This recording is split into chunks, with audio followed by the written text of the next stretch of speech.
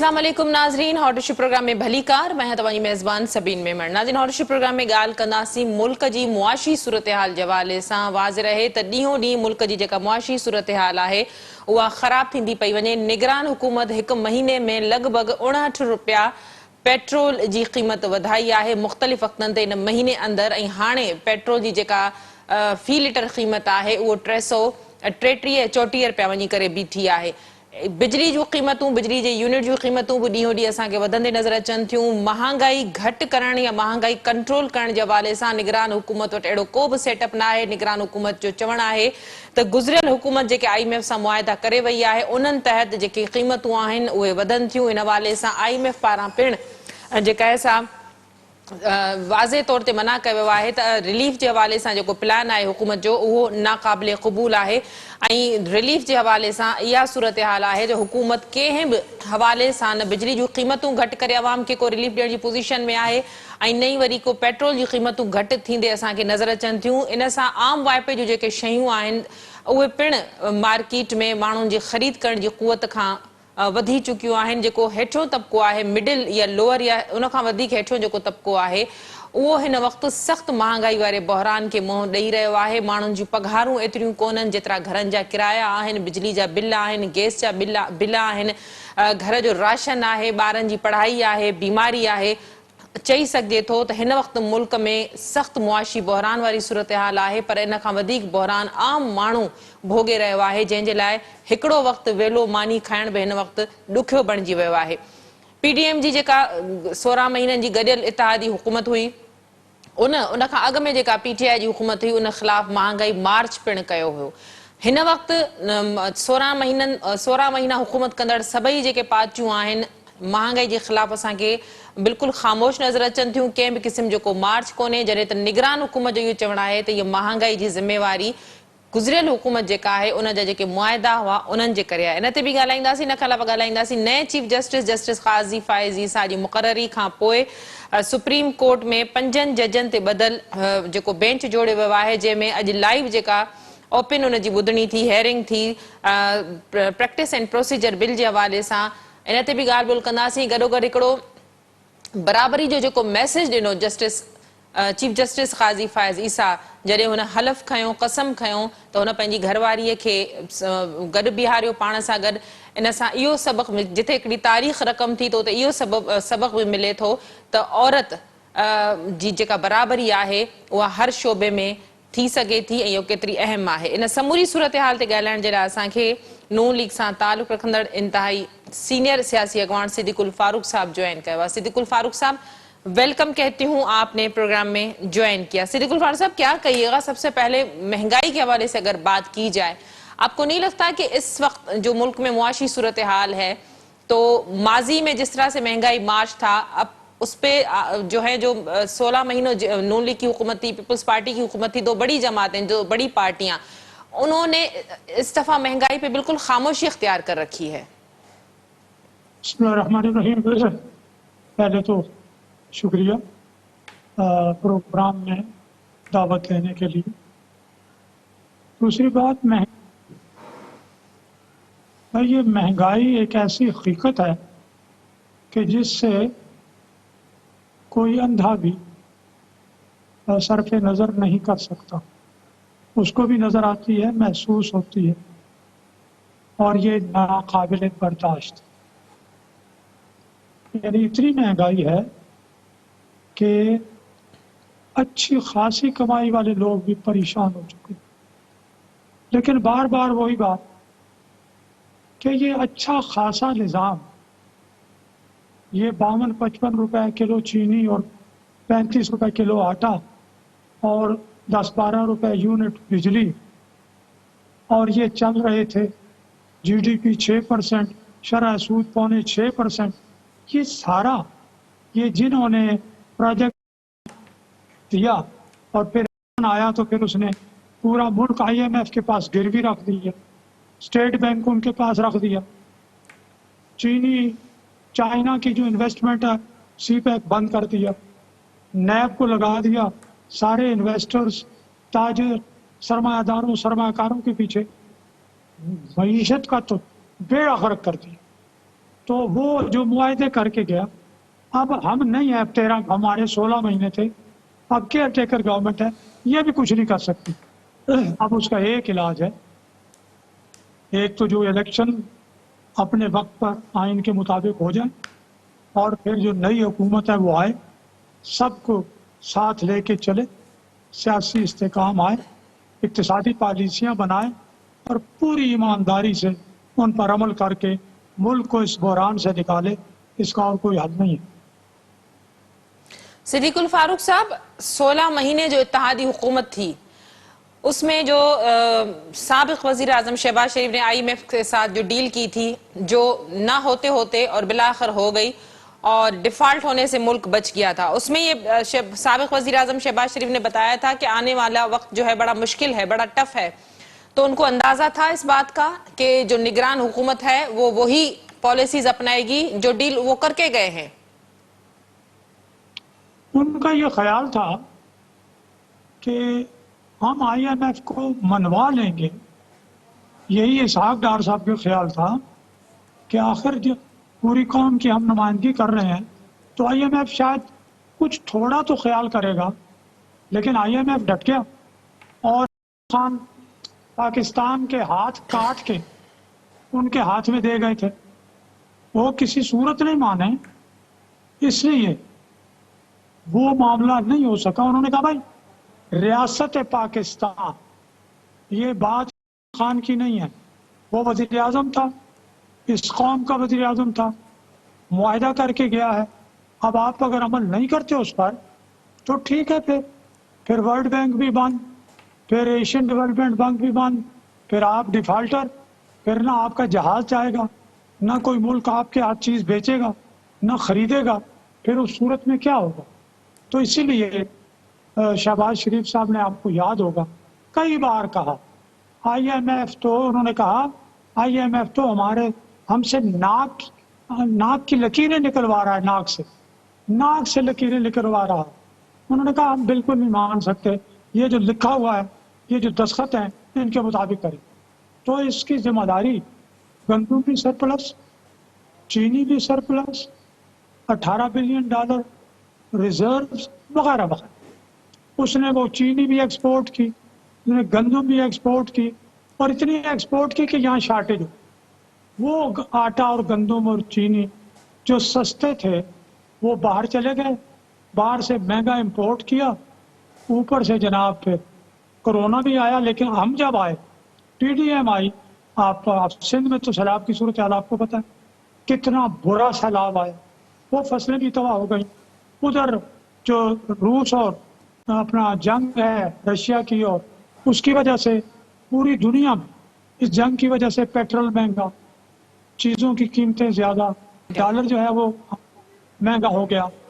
तो इस सब का असर शहबाज शरीफ साहब ने आपको यूक्रेन करामत दिखानी थी। उनके पास कोई जंतर मंतर, कोई जादू नहीं था। ये तो ठोस चीज़ें हैं। मईशत उस वक्त ठीक होगी जब आप पर लोग एतमाद करेंगे, जब आपकी पैदावार बढ़ेगी। तिजारत ज़राअत इन्होंने बर्बाद की। जब यहाँ खाद की ज़रूरत थी तो यहाँ खाद नहीं थी, यहाँ किसानों को बीजों की ज़रूरत थी, दवाइयों की ज़रूरत थी, तो वो नहीं थी। तो इसलिए ये तो यूँ लगता है सबीन कि जैसे एक सोची समझी स्कीम के तहत सनत को तबाह किया गया, ज़राअत को तबाह किया गया, सरमायाकारी के रास्ते रोके गए, जो मनसूबे चल रहे थे उनको बंद किया गया, जो चीन के साथ इन्वेस्टमेंट के मुआहदे थे वो सारे कागजात उठा के IMF को दे दिए गए, स्टेट बैंक उनके पास रख दिया गया ताकि पाकिस्तान किसी तरह से निकल ना सके। मईशत बर्बाद हो तो इसका एटमी प्रोग्राम भी जाए और पाकिस्तान नादहिंदा डिफाल्टर करार दे दिया जाए, और इसकी अल्लाह ना करे ये जो खुद मुख्तारी है वो भी गिर भी। और जो एक एजेंडा है, फलां को तस्लीम करना है, फलां को रिकॉग्नाइज करना है, फलां चीज़ माननी है, वो सारा बैन अवी हमारे दुश्मनों का एजेंडा पूरा हो जाए, पाकिस्तान बर्बाद हो जाए। यूँ लगता है, मैं पूरी ईमानदारी से कहता हूँ। ٹھیک، صدیق الفاروق صاحب یہ بتائیے گا کہ آج بلاول بھٹو زرداری نے کہا ہے کہ پیپلز پارٹی کو دیوار سے لگانے کے ذریعے ملکی مسائل کا حل نہیں نکالا جا سکتا. ملک میں معیشت کے ساتھ معاشی جو بحران ہے اس کے ساتھ ساتھ سیاسی بحران بھی ہے. تو آپ کو کیا لگتا ہے کہ اس وقت ظاہر جو الیکشن کا ماحول، انتخابات کا جو ماحول بنا ہوا ہے، ہر پارٹی جو ہے وہ ظاہر اس وقت اس کو عوام میں جانا ہوگا، تو پیپلز پارٹی کو کس سے خطرہ ہو سکتا ہے؟ دیکھیے، مجھے بڑا افسوس ہے کہ ایک موجودہ پارٹیوں میں ایک دو چھوڑ کے سب سے قدیم پارٹی، گرم سرد سے گزری ہوئی پارٹی، وہ الیکشن سب سے پہلے زرداری صاحب نے کہا تھا کہ ہم خان کو عدم اعتماد کے ذریعے ہٹائیں گے. جی. تو پھر عدم اعتماد کے ذریعے ہٹائے. پھر پی ڈی ایم اور پیپلز پارٹی اکٹھے ہوئے حکومت میں، انہوں نے اپنی مرضی کی وزارتیں بھی لیں، اور پھر آخر میں آ کے کونسل آف کامن انٹرسٹ میں جب مردم شماری جو نئی ہوئی اس کے تحت الیکشن کرانے کی منظوری بھی دی.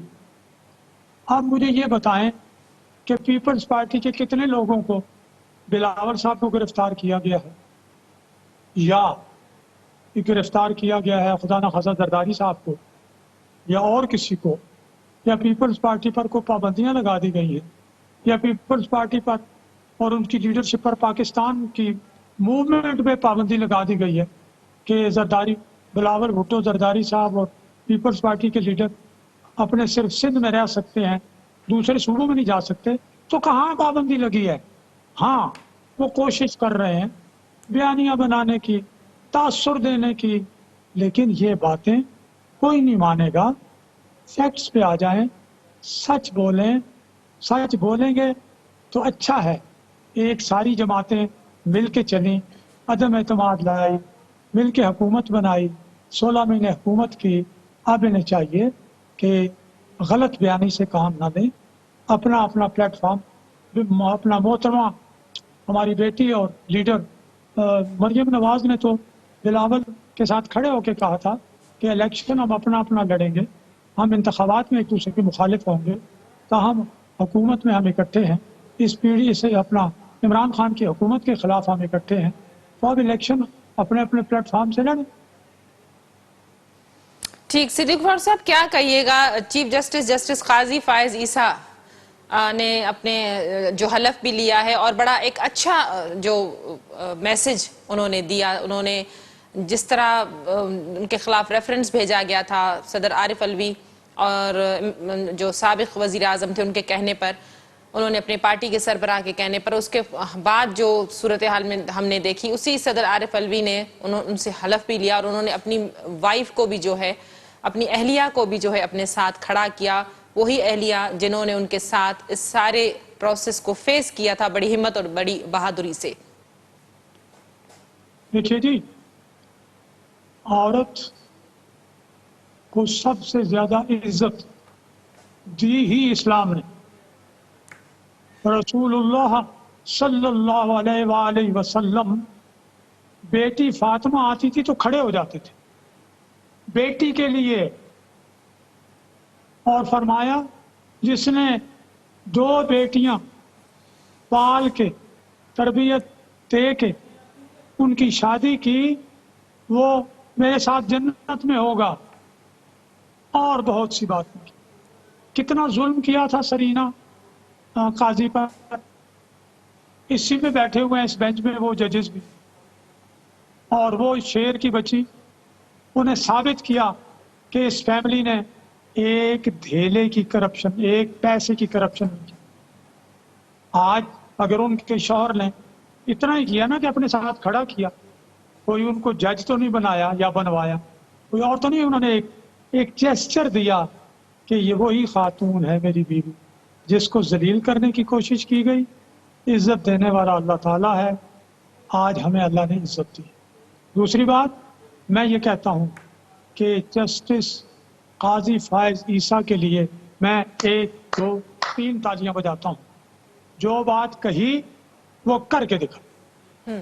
جس فل کورٹ کے بنانے سے फुल कोर्ट का बेंच बनाने से इनके प्रीडिसेसर भागते थे, जैसे उनको किसी ने गोली मार दी हो।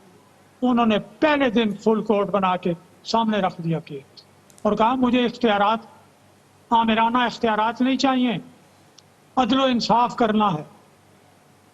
और आज जो अपना सुप्रीम कोर्ट फुल बेंच की कार्रवाई पूरी दुनिया देख रही। मैं समझता हूं कि वो पंजाबी में कहते हैं कि जे दिल तेरे विच सच ते कोठे ते चढ़ नच। शायद सिंधी वाले सिंधी जुबान वाले समझते हो, जी उनके दिल में सच है। उन्होंने कहा ये मैंने इंसाफ करना है। तो मैं समझता हूं कि, और मैं कहूंगा भी कि काजी फायज ईसा साहब, अल्लाह आपकी और पाकिस्तान की मदद करे और आप आइन की बालादस्ती के लिए काम करें और आप आइन के मुताबिक फैसले दें। अल्लाह आपका हामी और नासिर हो और इस पूरी कौम का हामी नासिर। बहुत शुक्रिया सिद्दीकुल फारूक साहब, आपने अपना मौक़िफ़ देने के लिए प्रोग्राम में ज्वाइन किया। नाज़रीन, नून लीग सां ताल्लुक़ रखंदड़ सीनियर सियासी अॻवान सिद्दीकुल फारूक हुयो। असां सां गॾु हुन जो चवणु हो त निगरान हुकूमत जेके ॾुखिया फ़ैसिला करे रही आहे उहे गुज़िरियल जेका हुकूमत आहे 3.5 साल जेका रही, उन जेका भञकड़ी कई IMF सां कयल मुआहिदनि जी, उन जो तसलसल आहे।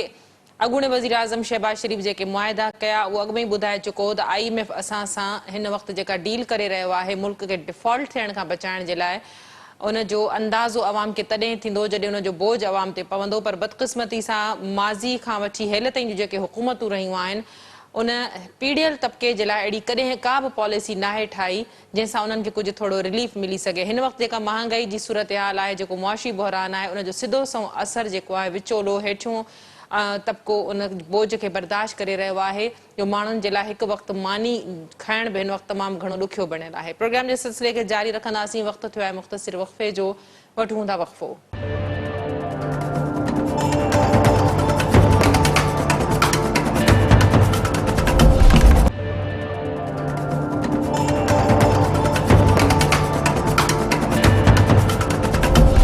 वेलकम बैक नाज़रीन, प्रोग्राम जे सिलसिले के अॻिते वधाईंदासीं। ॻाल्हि कंदासीं नए चीफ जस्टिस काज़ी फायज़ ईसा जी मुक़ररी ऐं उन जे हलफ़ खणण वक़्तु जेका सूरत हाल थी। जस्टिस काज़ी फायज़ ईसा पंहिंजी जेका घरवारी आहे, हलफ़ खणण वक़्तु उनखे बि घुराए पाण सां गॾु बीहारियो ऐं हलफ़ खणण खां पोइ चीफ जस्टिस काज़ी फायज़ ईसा पंहिंजी घरवारी सां गॾिजी महिमाननि सां मिलंदो रहियो।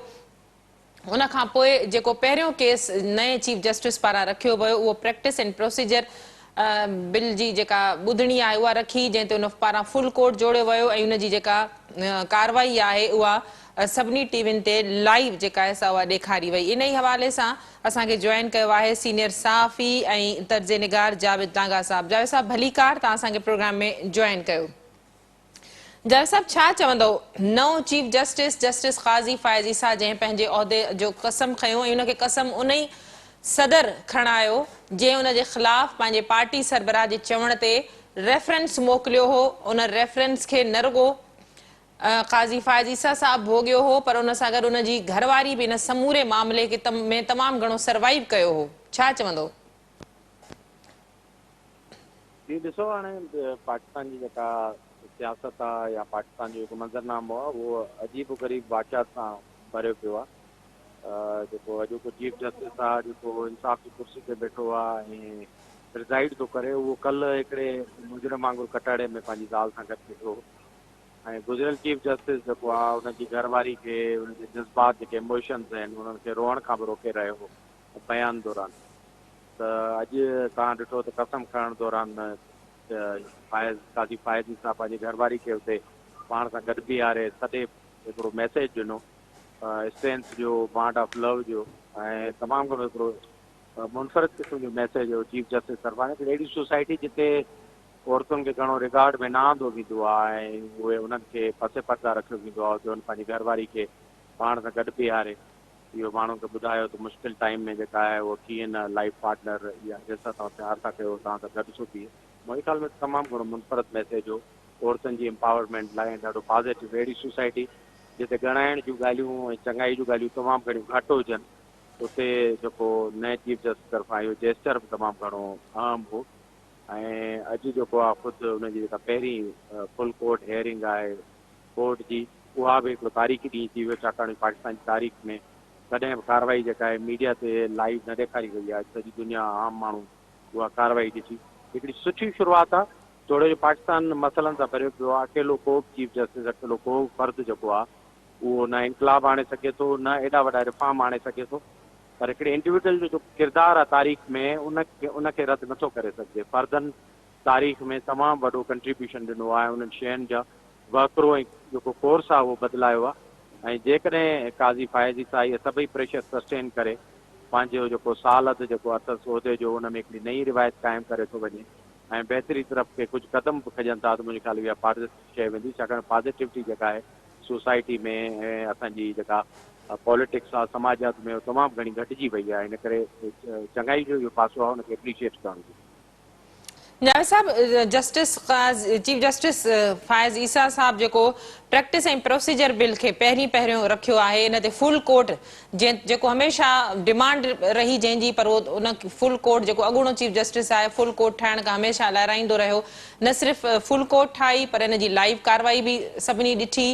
इन खां अलावा फ़ाइज़ ईसा साहब प्रैक्टिस ऐं प्रोसीजर बिल जे ज़रिए माज़ी में जंहिं केस में उनखे उनजो नालो शामिल कयो वियो, उन केस जो हिसो थियण, उनखे ॿुधण खां माज़रत कई, उन बेंच खां पाण खे अलॻि रखियो त जेसि ताईं प्रैक्टिस ऐं प्रोसीजर बिल जो जेको मामिलो आहे हिकु पासे नथो थिए, तेसि ताईं हू कंहिं बि केस जो हिसो नथो बणिजी सघे, ॿुधणी में शामिल या बेंच में शामिल नथो थी सघे। इनखे तव्हां कीअं था ॾिसो? तमामु घणो इहो जेको तकरारी बिल रहियो, उन ते फुल कोर्ट जोड़ण बि हिकिड़ो तमामु घणो ख़ुशाईंदा आहे। जी बिल्कुलु, ॾिसो इहे जेके गुज़िरियल ॿ टे टेन्यूर आहिनि चीफ जस्टिस जा, जेके इफ्तार चौधरी खां शुरू था थियनि पिया ऐं पोइ लाॻी थो जेके बि चीफ जस्टिस आया आहिनि, गुलज़ार आहे चीफ जस्टिस, साकिब निसार आहे, जस्टिस खोसा आहे, सभिनी जे जेके पीरियड्स आहिनि उन में आर्टिकल 184 त जेको चीफ जस्टिस खे ख़ुशूसी अख़्तियार मिलियल आहिनि बेंच जोड़नि जा, ऐं सोमोटो जेको अख़्तियार आहिनि उन्हनि खे, उन्हनि जो एॾो त मिसयूज़ थियो आहे। उन में अॼु इको तव्हां ॾिसो जेको लाइव कार्रवाई में असां फर्स्ट टाइम जेको आहे जजनि जा आवाज़ बि ॿुधा, हालांकि कोर्ट जूं कार्रवायूं हमेशह रिपोर्ट ई थींदियूं रहियूं आहिनि।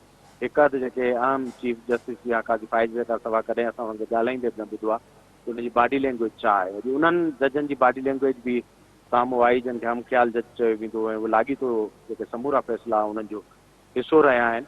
त इहो बोन ऑफ कंटेंशन हो, इहो मसइलो हो गुज़िरियल 3 चीफ जस्टिस खां, त चीफ जस्टिस पंहिंजे सोमोटो इख़्तियारनि जे ज़रिए जेको बेड़ो गर्क कयो हो मुख़्तलिफ़ केसनि जो, या जेके गैर आम केसिस आहे उन्हनि खे खणी करे अदालतुनि में जेके असुल मेरिट वारा केस आहिनि उनखे कॾहिं बि एड्रेस न कयो। मिसाल तौरु यकतरफ़ा अॻूणे जेको PTI जो चेयरमैन, उन जा केसिस जेके रोज़ाना जी बुनियाद ते, राति जो हंगामी बुनियादनि ते इन्हनि अख़्तियारनि तहत जेका आहे उहा मुंहिंजी ॿुधड़ी थींदी रही। को बि माण्हू अची दरख़्वास्त हुजे अदालत खुली वेंदी, जॾहिं त तमामु घणा आम मसइला लिटिगेशन जेका अॼु बि जॾहिं डिस्कशन थियो त 60,000 केसिस सुप्रीम कोर्ट में मौजूदु आहिनि, उन्हनि जो कॾहिं बि नंबर वारो या उन्हनि जी तारीख़ ई न पई आई। इहा अजीब क़िस्म जी जेका सिकमज़री हुई, इहो करिणो त उसूली तौरु सुप्रीम कोर्ट खे पाण खे ई इंटरनल जेका ओवरहालिंग उन में, पर सुप्रीम कोर्ट तमामु घणनि फ्रिवलस ऐं गैर ज़रूरी जेके कानून साज़ियुनि ते केसनि ते टाइम विञाईंदी रही। आख़िर पार्लियामेंट जेका हिमत करे इन में जेको आहे सो एक्ट पास कयो, कानून पास कयो त सिर्फ़ु हिकिड़े फ़र्द जी बादशाह कोर्ट सुप्रीम कोर्ट में न हुजणु घुरिजे ऐं जेको आहे लार्जर वाइसिस अचनि ऐं जेको कलेक्टिव विज़डम जेका आहे उहा मुख़्तलिफ़ जजनि जी हुन में अचे, हिकिड़ी कमेटी हुजे, त उन फ़ैसिले जी तमामु घणी तारीफ़ थी जेके आज़ादु ज़रिया आहिनि उन सभिनी कई। ऐं काज़ी फ़ाइज़ ईसा जो इन मामले खे टेकअप करणु मुंहिंजे ख़्याल में टेक्निकली बि तमामु सुठो आहे। इहो मसइलो तमामु घणो आम रहियो आहे, इन सॼी कोर्ट जो जेको हुलियो ऐं शिकिल आहे उहा बिगाड़े छॾी ऐं माण्हुनि जो एतबार ई जेको आहे गुज़िरियल चीफ जस्टिस जे ज़माने में अदालतुनि खां ख़तमु थी वियो हो। इनखे हिकिड़े पासे थियणु घुरिजे, उनखां पोइ जेके रूटीन जा केसिस आहिनि उहे थियणु घुरिजे। जावेद साहब, चीफ जस्टिस जेको आहे फ़ाइज़ ईसा साहब, उन जेके माज़ी में फ़ैसिला ॾिना हुआ फैज़ाबाद धरणे जे हवाले सां, जंहिं ते उनजे ख़िलाफ़ु तमामु घणी कावड़ बि हुई, नून लीग बि कुझु फ़ैसिलनि ते उनखां नाराज़गी जो इज़हार कयो हो, पीपल्स पार्टी बि कयो हो। हाणे PTI समेत सभई पार्टियूं नए चीफ जस्टिस जी मुक़ररी खे ख़ुशाइंद क़रार ॾियनि थियूं ऐं मरियम नवाज़ इहो बि चयो त अदल जे ऐवाननि में इंसाफ़ असांखे थींदे हाणे नज़र ईंदो। ईअं PTI बि उम्मीदूं रखियो वेठी आहे, ईअं पीपल्स पार्टी बि उम्मीदूं रखियो वेठी आहे। बज़ाहिर तव्हां सम्झो था त जेको चीफ जस्टिस आहे क़ाज़ी फ़ाइज़ ईसा ज़ाहिर आइन जी पासदारी खे घणी फ़ोक़ियत ॾियण वारो उनजो जेको लाड़ो रहियो आहे उहो कंहिंखां बि ॻुझो न रहियो आहे। तव्हां सम्झो था त आइन जी बालादस्ती खे हाणे बि फ़ाइज़ साहब पंहिंजे फ़ैसिलनि ज़रिए यक़ीनी बणाईंदो ऐं माज़ी में जेके फ़ैसिलनि ते पार्टियुनि पारां नाराज़गियूं या हाणे बि पार्टियुनि खे शायदि उमेद आहे त उन्हनि जे फेवर में कुझु फ़ैसिला थींदा या इन तरह इन सूरतहाल खे कीअं था ॾिसो?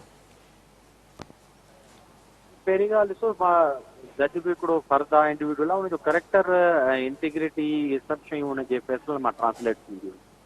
क़ाज़ी फ़ाइज़ ईसा जे फ़ैसिला जेके तव्हां कोर्ट कया, मां हुन खां थोरो अॻिते वेंदुसि जॾहिं उहो चीफ जस्टिस हो बलोचिस्तान हाई कोर्ट जो। जी बलोचिस्तान में जेको 200 वकीलनि जे मादी हुअण जो तमामु वॾो वाक़ियो हो, उनजी रिपोर्ट हुन हिकिड़ी कंप्रीहेंसिव रिपोर्ट ॾिनी हुई जेका मुस्लिम लीग नून जी हुकूमत जे ज़माने में चौधरी साहब जेको उहो वज़ीर दाख़िला हो चौधरी निसार, उनखे हुन नॉमिनेट कयो हो। त वज़ारत दाख़िला जेका आहे उनजी तमामु घणी हिन में कोताही आहे ऐं उहा उनखे ॼण हिकिड़े हवाले सां इन्वॉल्व कयो। त उन रिपोर्ट ते मुस्लिम लीग उन सां तमामु घणो नाराज़ थी बिल्कुलु ऐं चीफ जस्टिस खे बलोचिस्तान में तमामु घणी ज़ाती तौर धमकियूं मुख़्तलिफ़ तंज़ीमुनि तरफ़ां मिलियूं। त हिकिड़ी पाण करेक्टर इंटीग्रिटी जेका आहे उहा तव्हांजी हर जाइ ते उहा ट्रांसलेट थींदी आहे, ॻाल्हाईंदी रहंदी आहे। साॻिए नमूने सां फैज़ाबाद वारो धरणो जेको उहो रियासती या डीप स्टेट जेका एस्टेब्लिशमेंट आहे उनजी इंटरवेंशन ऐं मर्ज़ी सां थियो। उनजे ख़िलाफ़ु फ़ैसिलो ॾियण बि रवाजी ॻाल्हि कान्हे का हिकिड़े आम जज लाइ, ऐं उनजे नतीजनि ऐं कॉन्सिक्वेंसिस जी बि ख़बर हूंदी आहे। त उहो माण्हू पंहिंजो अंदरि ज़मीर जेको आहे ॻाल्हाईंदो आहे। हाणे क़ाज़ी फ़ाइज़ ईसा खां मुंहिंजे ख़्याल में का बि गैर क़ानूनी फेवर जेका आहे उहा एक्सपेक्ट करणु उहा फज़ूल शइ हूंदी। ऐं तव्हां सियासी पार्टियुनि जी ॻाल्हि कई, सियासी पार्टियुनि गुज़िरियल चीफ जस्टिस जे हथां एतिरा त धक खाधा आहिनि जो हाणे क़ाज़ी फ़ाइज़ ईसा जेकॾहिं हुनजे ख़िलाफ़ु को फ़ैसिलो कानून पटांदड़ ॾिए थो त बि हुन लाइ इहा गनीमत हुजणु घुरिजे, छाकाणि अॻियनि चीफ जस्टिस त आइन ऐं कानून खे रीराइट करे छॾियो पंहिंजी मर्ज़ी ख़्वाहिश मुताबिक़, ऐं साॻे कानून तहत हिकिड़े ॾींहुं हिकिड़ो फ़ैसिलो ॾींदा रहिया ऐं ॿिए ॾींहुं ॿियो फ़ैसिलो ॾींदा रहिया। जीअं पंजाब जी हुकूमत जी जेको आइन जे आर्टिकल 62 तहत जेका बहाली जो फ़ैसिलो, त अजीब क़िस्म जो जेका फ़ैसिला ईंदा रहिया। त हुनजी भेट में ॾिसजे त हिकिड़ो अहिड़ो माण्हू आयो आहे जेको ज़हनी तौरु कंपोज़ आहे, जंहिंजो को अहिड़ो बज़ाहिर इंटेंशन कोन्हे की बाक़ी हुन लाइ एब्सोल्यूटली चवणु त हिकिड़ो को इनकलाबी माण्हू अची वियो आहे, उन खां पोइ कानून ऐं अदालती सिस्टम, अदालतुनि में रिश्वतूं, लोअर जुडिशरी जो सही बिल्कुलु थी वञनि ऐं हिकिड़ो मुआवज़ो थींदो, उहो मुंहिंजे ख़्याल में गैर मंतकी हूंदो। बाक़ी इहो आहे चीफ जस्टिस जी उन पंहिंजे अख़्तियारनि ऐं हद ताईं हुनजी जेका कोशिशि हूंदी अपराइट हुजण जी, उहा तव्हांखे हर जाइ ते नज़र ईंदी, ट्रांसलेट ईंदी। ऐं मूंखे नथो लॻे को बि अहिड़ो फ़ैसिलो जेको रियासत या हुकूमत हुन खां जबरी तौरु वठी सघे ऐं पंहिंजी मर्ज़ी जेका आहे मंझराए सघे, उहो हिते न थींदो। मुंहिंजे ख़्याल में इहा बि तमामु वॾी बहितरी आहे, को अहिड़ो चीफ जस्टिस अचे साल अधु लाइ जेको अदालत खे अदालत वांगुरु हलाए ऐं माण्हुनि खे माण्हू सम्झे, हुनजे फैमिली जी ऐं हुनजे दोस्तनि जी ऐं हुनजी जेका साहुरनि जी का ज़ाती ख़्वाहिश हुन में या सियासी हुनजो जेको आहे लगलाब आहे उहो ट्रांसलेट न थिए। इहा बि वॾी गनीमत आहे मुल्क में हींअर जेकॾहिं क़ाज़ी फ़ाइज़ अहिड़ो माण्हू वेही आम नमूने सां फ़ैसिला करे पंहिंजी कुर्सी ते। वॾी महिरबानी जावेद साहब, तव्हां पंहिंजो मौक़ो ॾियण लाइ असांखे प्रोग्राम में जॉइन कयो। नाज़रीन, सीनियर सहाफ़ी ऐं तर्ज़ निगार जावेद लांगा साहब सां गॾु हुनजो चवणु हो त चीफ जस्टिस क़ाज़ी फ़ाइज़ ईसा जी जेका मुक़ररी आहे नए चीफ जस्टिस तौरु उहा तमामु घणी ख़ुशि आईंदा आहे। माज़ी में हुन पारां जेके बि फ़ैसिला कया विया हुआ बतौर चीफ जस्टिस बलोचिस्तान जेको हुन फ़ैसिलो कयो हो या ॿिया जेके फ़ैसिला उन्हनि ते सियासी पार्टियुनि खे इख़्तिलाफ़ ज़रूरु रहिया, पर चई सघिजे थो त माज़ी में जेको तजर्बो चीफ जस्टिस जो रहियो आहे, मुख़्तलिफ़ जेके चीफ जस्टिस आहिनि जिन धुर बणिजी करे मुख़्तलिफ़ फ़ैसिलनि ते सो मोटो मामलनि ते सो मोटो वरितो वञे, हुनजा जेके तकरारी फ़ैसिला कया, उन रुझान खे ख़तमु करण में फ़ाइज़ ईसा साहब पंहिंजो ज़रूरु किरदारु अदा कंदो। ऐं गॾोगॾु इहो हिकिड़ो तमामु घणो पॉज़िटिव मैसेज हो जंहिंमें हुन पंहिंजी घरवारी खे इन कसम खणण वारी तक़रीब में पाण सां गॾु बीहारियो, जंहिं इन समूरे जेको हुनजे ख़िलाफ़ु रेफरेंस मोकिलियो वियो उन समूरे मामले खे उन सां गॾोगॾु बीह करे न सिर्फ़ु भोॻियो हो, बर्दाश्त कयो, पर अॻूणो जेको चीफ जस्टिस हो जॾहिं उनजी जेका घरवारी फ़ाइज़ ईसा साहब जी उन रेफरेंस दौरान जॾहिं तकलीफ़ दे लम्हनि में कॾहिं को रोई पवंदी त उनखे रोइण खां बि उनखे मना कयो वेंदो हो। अॼोके प्रोग्राम जो वक़्तु पिण ते पंहिंजी पुॼाणी ते पहुतो। ईंदड़ प्रोग्राम ताईं ॾींदा इजाज़त। अल्लाह वाहिद।